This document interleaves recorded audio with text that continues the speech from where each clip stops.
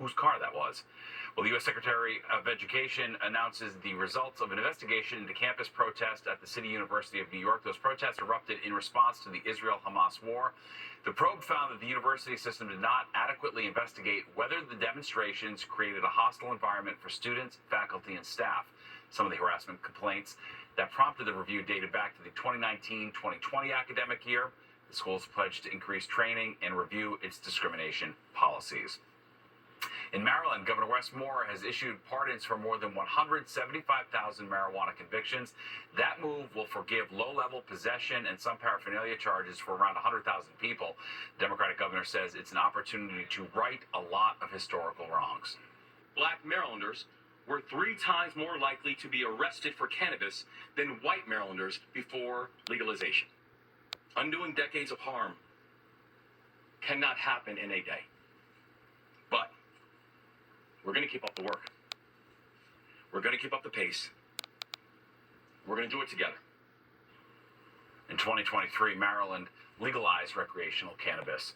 Well, a Yonkers police sergeant's been indicted for assaulting a man during an arrest. Officials released this body cam footage of the arrest. Prosecutors say back in March, 55-year-old Hector Cartagena kicked and punched the suspect in the face while trying to restrain him after a high-speed chase involving a reported stolen vehicle. The suspect is also facing charges, including grand larceny and assault, was treated for broken eye socket bones.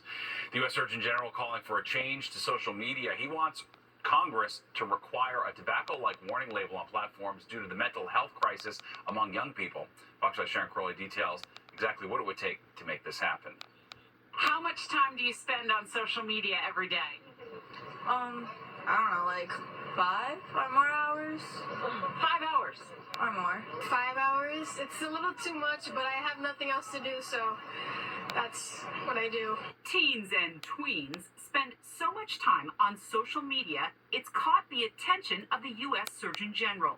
Dr. Vivek Murthy is now calling on Congress to require warning labels to be added to social media platforms, similar to the ones used on tobacco products. Dr. Murthy wrote in an article in the New York Times that social media is a contributing factor to mental illness seen in young people.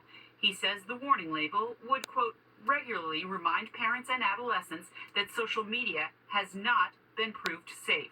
The Surgeon General is absolutely right to recommend a warning label for social media platforms. Our youth are glued to their screens. Julie Skeltho is the founder and executive director of Mothers Against Media Addiction.